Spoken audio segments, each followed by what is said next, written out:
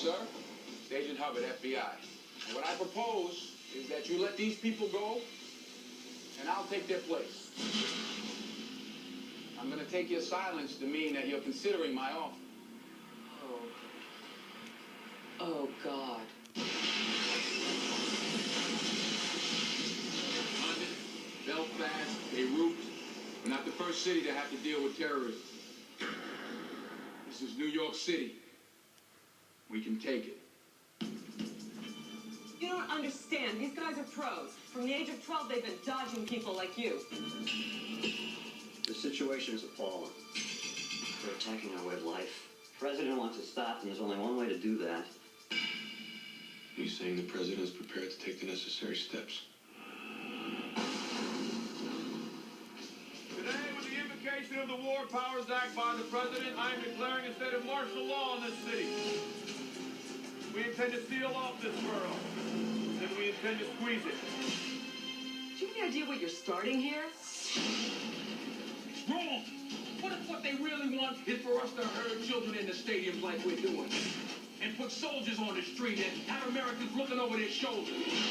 Bend the law, shred the Constitution just a little bit. If we do that, and everything that we have bled and fought and died for is over.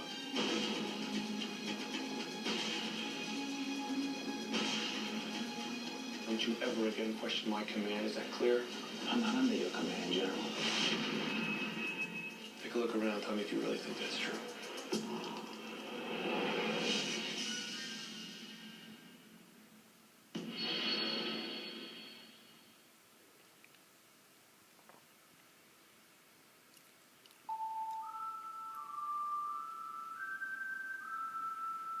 The idea was to do a story that was a kind of culmination of 5 years of the show, and to try to make an event of it, which became the movie.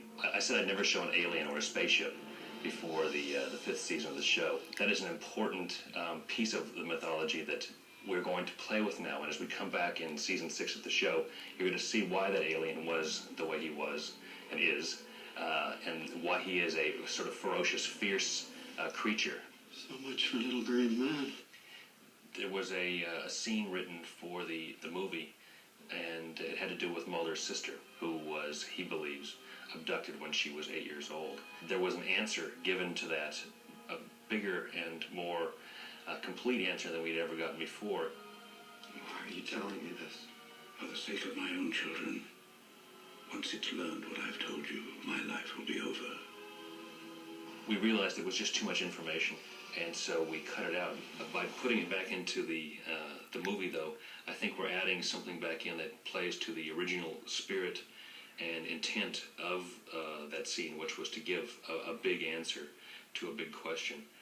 We wanted to do something that was both frightening and big enough to justify its inclusion in the movie as a big event. I'm kind of scared of bees myself, so just being in the bee domes was a big deal for me. I put on a protective outfit, and I was in there during the filming, which was, in the end, really exhilarating because David and Jillian weren't in these get-ups, so you got to watch them really performing a pretty amazing stunt with live bees, thousands of live bees. And my hat's off to David and Jillian for pulling it off, because the work that they do is just unbelievably hard. There's so many challenges in an action-adventure film that involves so many special effects. You know, pretending to be in Tunisia, or pretending to be in the Antarctic, surrounded by green walls and certainly snow beneath us, but everything else that you see beyond us in the landscape and the mountains and everything is all special effects and CGI and computer everything, and it's remarkable. There was actually one scene at the end where we have to, where we're lying in the ice and the snow, and it's real ice that we've got our faces pressed against for some time while they're trying to get the shot. It was very cold. I'd have to say the most uncomfortable scenes to shoot were in the cornfield. I had to run very close behind David, so all of the corn that he goes through ends up like whacking me in the face. We did a lot of stuff attached to wires. We had to get a shot of us sliding down the face of the exterior of the spaceship, and we slide forward full speed ahead and drop, and at some point the wire goes taut and it catches us before we fall off the edge. I actually wanted to keep going. It excites me rather than terrifies me. I'd have to say that shooting the hallway scene was probably one of my favorites. It was such a momentous moment in the history of these characters, and I think I enjoyed that aspect of it a great deal.